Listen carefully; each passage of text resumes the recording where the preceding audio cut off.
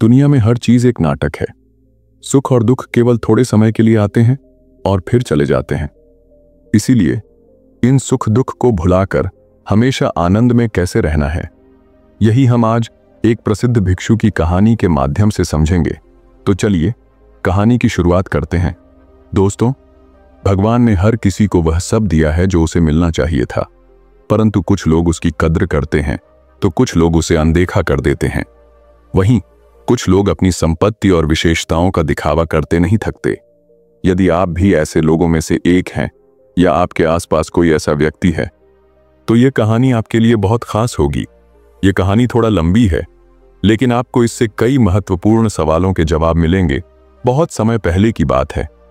एक राजा था जिसके पास अपार संपत्ति थी, इतना धन कि अगर वह रोज दान करता तो भी उसकी संपत्ति कभी खत्म नहीं होती। एक बार राजा ने अपने जन्मदिन पर एक भव्य महोत्सव का आयोजन किया और पूरे राज्य के लोगों को आमंत्रित किया। लोग जो भी मांगते उन्हें वह दिया जाता। सभी राजा की प्रशंसा कर रहे थे। राजा का गर्व बढ़ता जा रहा था। उत्साहित होकर राजा ने कहा, मेरे पास इतनी जमीन है कि उसका नाप संभव नहीं। मेरी ताकत के आगे कोई शत्रु टिक नहीं सकता। मेरी दौलत कभी खत्म नहीं होगी। भीड़ में खड़ा एक फकीर साधु यह सब सुन रहा था। उसने कहा, राजन, तुम्हारे पास वास्तव में कुछ भी नहीं है। तुम्हारा घमंड तुम्हें और गरीब बना रहा है। राजा को गुस्सा आया और उसने फकीर को जेल में डालने का आदेश दिया। अगले दिन राजा ने फकीर को दरबार में बुलाकर पूछा, तुम कहना क्या चाहते हो? फकीर ने मुस्कुराते हुए कहा, राजन, मैंने सोचा था कि तुम्हारे पास सिर्फ धन नहीं है, लेकिन अब मुझे विश्वास हो गया है कि तुम्हारे पास बुद्धि भी नहीं है। राजा का गुस्सा और बढ़ गया। उसने कहा, हम तुम्हें मृत्यु दंड दे सकते हैं। फकीर हंसते हुए बोला, राजन, किसी को कुछ देने के लिए पहले अपने पास कुछ होना चाहिए, लेकिन तुम्हारे पास तो कुछ भी नहीं है। राजा ने चिढ़ते हुए पूछा, तुम्हारे पास क्या है? फकीर ने उत्तर दिया, मेरे पास जो है वह तुम्हें दिखाई नहीं देगा, और जो तुम्हें दिखता है वह मेरे पास नहीं है। राजा ने गुस्से में कहा, तुम गरीब हो और अमीर बनना चाहते हो। जाओ, अपने घर लौट जाओ। फकीर फिर मुस्कुराया और अपनी टूटी फूटी झोपड़ी की ओर चल दिया। राजा ने फकीर की झोपड़ी में हीरे जवाहरात से भरे कुछ थैले रखवा दिए। वह सोच रहा था कि जब फकीर इतना सारा धन देखेगा तो खुशी के मारे पागल हो जाएगा। राजा यह सब अपनी आंखों से देखना चाहता था, इसलिए वह झोपड़ी के पास छिपकर देखने लगा। थोड़ी देर बाद फकीर अपनी झोपड़ी में आया और देखा कि हर तरफ हीरे बिखरे पड़े थे। उसकी झोपड़ी में सोने की भी जगह नहीं बची थी। फकीर ने थैले उठाकर बाहर फेंक दिए और सोने के लिए जगह बनाई। एक थैला बचा था जिसे उसने अपने सिर के नीचे रख लिया और आराम से सो गया। राजा यह सब देखकर हैरान था। उसने सोचा, यह फकीर पागल है। इतने सारे हीरे देखकर भी उसने उन्हें ठुकरा दिया, मानो वे हीरे नहीं कचरा हों। शायद वह थक गया है और आराम करना चाहता है, लेकिन जब यह जागेगा और इन थैलों को देखेगा तो जरूर उन्हें अपनी झोपड़ी में वापस ले आएगा। राजा ने फकीर के जागने का इंतजार किया। एक पहर बीत गया। फकीर उठा, आसपास पड़ी बची हुई थैलियों को भी बाहर फेंक दिया और बड़बड़ाने लगा, यहां किसने इतना कचरा डाल दिया है? उसने झोपड़ी साफ की और फिर बाहर निकलकर चला गया। यह देखकर राजा और भी आश्चर्यचकित था। उसने सोचा, शायद इस फकीर को धन की आवश्यकता नहीं है। इसे कुछ और चाहिए जिसके लिए यह पूरी दुनिया दीवानी है। राजा ने फकीर की अनुपस्थिति में झोपड़ी में कुछ सुंदर युवतियों को भेजा जो फकीर को लुभाने का प्रयास करने लगीं। फकीर जब वापस आया तो उसने उन युवतियों को देखकर कहा, बेटियों, तुम सब यहां आई हो तो पहले खाना खाकर जाना। फकीर ने सभी के लिए भोजन बनाया और उन्हें खिलाया। भोजन के बाद सभी युवतियां चुप थीं। फकीर ने कहा, हमारा मन साफ होना चाहिए। केवल शरीर की सुंदरता से कुछ नहीं होता। मन स्थिर होगा तो ही जीवन में सच्चा आनंद मिलेगा। मन की चंचलता हमें भटकाती है और जीवन से शांति छीन लेती है।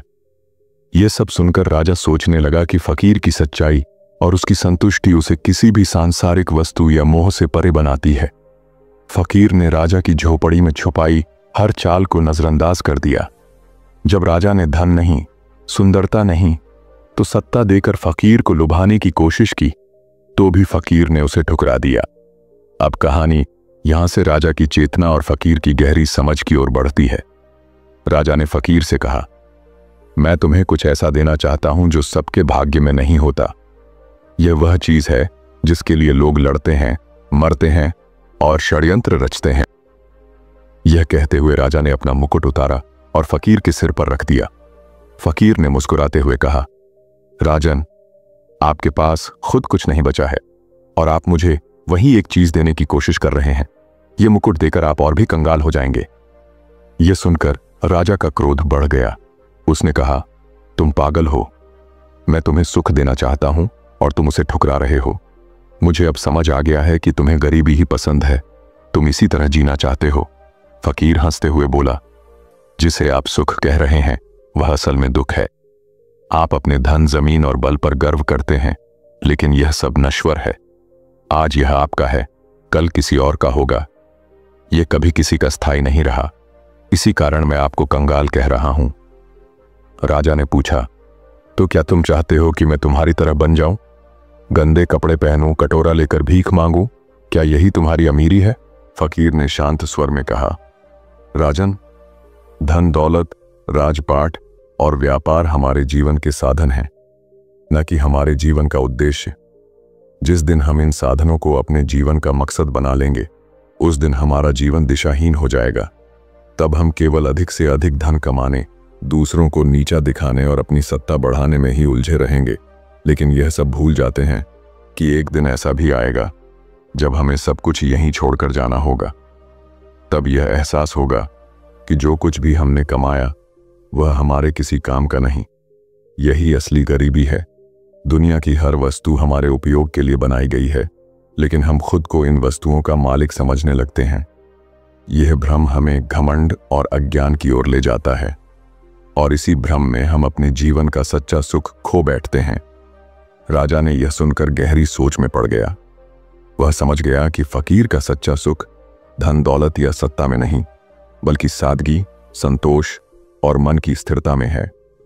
राजा की बात सुनकर फकीर ने मुस्कुराते हुए कहा, राजन, तुम्हारा यह मानना कि मैं गरीब हूं क्योंकि मेरे पास धन, वैभव और ऐश्वर्य नहीं है, तुम्हारी ही सोच की सीमा को दर्शाता है। लेकिन जाओ, अपने पिताजी से पूछो, जो इस समय मृत्युशैया पर हैं, कि उन्होंने अपने जीवन में क्या कमाया है। फकीर की बात सुनकर राजा तुरंत महल लौटा और अपने पिता के पास गया। उसने देखा कि उनके पिता की हालत बेहद खराब थी। राजा ने उनसे पूछा, पिताजी, आप इतने वर्षों से इस राज्य के राजा रहे, आपके पास अपार धन, संपत्ति, यश और सम्मान है। मैंने हमेशा यह माना कि आपने इन सब का अर्जन किया है। क्या आप सच में ऐसा ही महसूस करते हैं? राजा की बात सुनकर उसके पिता ने गहरी सांस ली और बोले, बेटा, जब तक मेरा शरीर ठीक ठाक था और मैं काम कर सकता था, मुझे भी ऐसा ही लगता था। लेकिन अब जब मेरा अंत नजदीक है, मुझे महसूस हो रहा है कि मैंने अपने जीवन में कुछ भी ऐसा नहीं कमाया जो सच्चे अर्थों में मेरा हो। मैंने जो भी हासिल किया उसमें लालच, छलकपट और क्रूरता थी। मैंने अपना जीवन इन्हीं चीजों को बटोरने में बिताया। आज जब मैं यह सब पीछे छोड़ने को मजबूर हूं, मुझे यह एहसास हो रहा है कि यह सब व्यर्थ था। मेरी संपत्ति, मेरा यश, यहां तक कि मेरे अपने रिश्ते सब अस्थायी थे। इस समय मुझे हंसी आती है कि मैंने कितना बड़ा भ्रम पाला था। पिता की बातें सुनकर राजा को गहरा धक्का लगा। वह तुरंत फकीर के पास लौटा और उनसे कहा, आप जो कह रहे थे वह पूरी तरह से सत्य है। मेरे पास सब कुछ होते हुए भी मैं वास्तव में गरीब हूं। मैं अब समझ गया हूं कि असली अमीरी क्या होती है। कृपया मुझे बताइए कि मैं सच्चा अमीर कैसे बन सकता हूं। फकीर ने मुस्कुराते हुए कहा, राजन, अमीरी धन से नहीं, सही उद्देश्य और सच्चे कर्मों से आती है। तुम्हारे पास जो कुछ भी है उसे सही तरीके से उपयोग में लाओ। यदि तुम अपने कर्मों को नेक इरादों से करोगे तो तुम असली अमीर बनोगे। धन कमाओ, लेकिन उसके मालिक बनो, उसे अपना मालिक मत बनने दो। अपने पद और अधिकारों का उपयोग प्रजा की भलाई के लिए करो, न कि उन्हें लूटने के लिए। यदि तुम अपने कार्यों से लोगों का दिल जीतोगे तो वही तुम्हारी सच्ची संपत्ति होगी। फकीर ने आगे कहा, यह संसार अस्थायी है और जो कुछ भी तुम यहां छोड़ जाओगे वह यहीं रह जाएगा। लेकिन तुम्हारे कर्म अच्छे या बुरे, हमेशा तुम्हारे साथ रहेंगे। जिस दिन तुम यह समझ जाओगे कि असली संपत्ति तुम्हारे नेक कर्म है, उस दिन से तुम सच्चे अमीर बन जाओगे।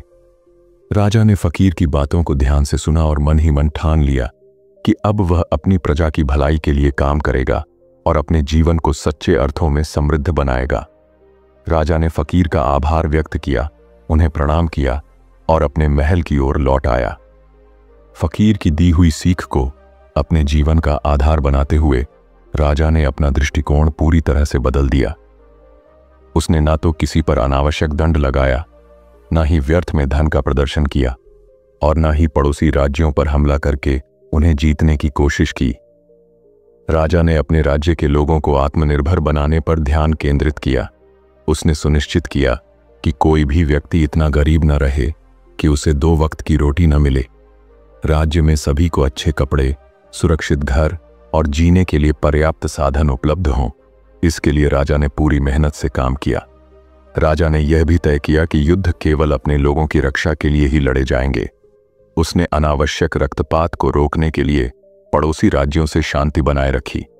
लेकिन एक बड़े युद्ध के दौरान जब वह अपने सैनिकों की जान बचाने की कोशिश कर रहा था, राजा गंभीर रूप से घायल हो गया। युद्ध में विजय प्राप्त करने के बावजूद राजा अपनी अंतिम सांसें ले रहा था। उस समय उसके चेहरे पर एक शांत मुस्कान थी। उसने हंसते हुए कहा, हे फकीर, तुम्हारा धन्यवाद। आज मैं देख रहा हूं कि मेरे लिए लोग रो रहे हैं, मेरी प्रशंसा कर रहे हैं और मेरी फिक्र कर रहे हैं। मुझे अब समझ में आ रहा है कि असली संपत्ति यही है। मैंने जीवन में इतना कुछ कमा लिया है कि मुझे अब कुछ भी खोने का डर नहीं है।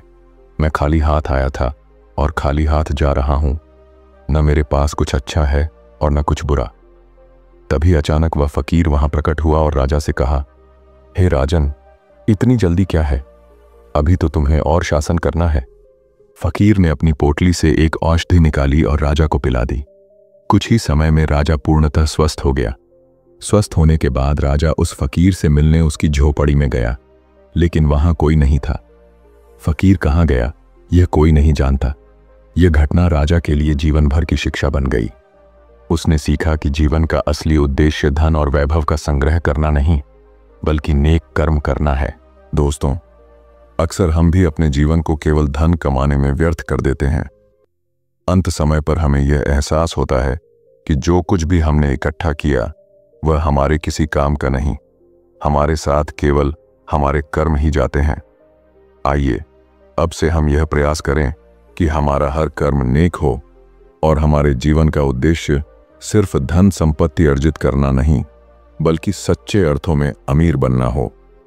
आप ब्रह्म मुहूर्त में जागने का लाभ तो ले सकते हैं, लेकिन यदि जबरदस्ती उठने की कोशिश करें तो इससे आपका शरीर तनाव में आ सकता है। अगर आप ब्रह्म मुहूर्त में उठने का प्रयास करते हैं लेकिन आपका शरीर इसके लिए तैयार नहीं है, तो पूरा दिन थकावट भरा और तनावपूर्ण हो सकता है। अगर वास्तव में ब्रह्म मुहूर्त में उठना चाहते हैं तो इसकी तैयारी एक दिन पहले रात से ही करनी होगी। उदाहरण के लिए, यदि आप रात 8 बजे तक खाना खा लेते हैं तो 9 बजे तक सोने की तैयारी शुरू कर देनी चाहिए। यह आदत आपको नियमित रूप से अपनानी होगी। हर रोज निश्चित समय पर सोने जाएं और यह ध्यान रखें कि बिस्तर पर जाने के बाद मन में किसी भी प्रकार के विचार न आए, जैसे आज का काम अधूरा रह गया या यह काम कर लिया होता तो बेहतर होता। दिन भर के सारे काम और विचार वहीं छोड़कर सोने जाएं। अगर आप व्यापार करते हैं तो व्यापार से जुड़े सभी विचार सोने से पहले खत्म कर दें। अच्छी नींद आपके शरीर को ऊर्जावान बनाए रखने के लिए बेहद जरूरी है। यहां तक कि दुनिया के सबसे अमीर लोग भी अपनी रातों की नींद खरीद नहीं सकते। यदि आपने रात 9 बजे सोने का समय तय किया है तो इसके लिए करीब 2 घंटे पहले से तैयारी शुरू करें। खाने और सोने के बीच अंतराल रखें। यदि आप सोचते हैं कि रात 9 बजे खाना खाकर तुरंत सो सकते हैं और गहरी नींद ले सकते हैं, तो यह सही नहीं है। आपके खाने को पचाने में समय लगता है, इसीलिए बेहतर होगा कि आप रात 7 बजे खाना खा लें। खाने के तुरंत बाद हमें नींद आना स्वाभाविक है, क्योंकि शरीर खाना पचाने में ऊर्जा लगाता है। ऐसे समय में शरीर को आराम की जरूरत होती है। आयुर्वेद के अनुसार रात का भोजन हल्का होना चाहिए और सूर्यास्त के बाद जल्द ही कर लेना चाहिए। हल्का खाना शरीर को जल्दी पचता है और ऊर्जावान बनाए रखता है। जिन खाद्य पदार्थों को पकाने में कम समय लगता है, जैसे खिचड़ी, चावल या उबली सब्जियां, वे हल्के भोजन में गिने जाते हैं। वहीं रोटी, घी, तेल आदि भारी भोजन में आते हैं, जिन्हें पचाने में शरीर को अधिक ऊर्जा लगती है। भारी भोजन करने से नींद देर से आती है और शरीर थका हुआ महसूस करता है। ऐसे में बीमारियां भी जन्म ले सकती हैं। इसलिए हमेशा हल्का और संतुलित भोजन करें ताकि शरीर ऊर्जावान और स्वस्थ रह सके। आजकल हम में से कई लोग यह नहीं समझ पाते कि सही आहार कैसा होना चाहिए। हम में से बहुत से लोग रोज सुबह या शाम को व्यायाम करने जाते हैं, जिससे शरीर स्वस्थ, सशक्त और आकर्षक दिखे। इस उद्देश्य से हम भारी भोजन का सेवन भी करते हैं। इसका परिणाम यह होता है कि भले ही शरीर ऊर्जावान और सुडौल दिखे, लेकिन उसकी प्राकृतिक ऊर्जा और स्फूर्ति हमेशा के लिए खत्म हो जाती है।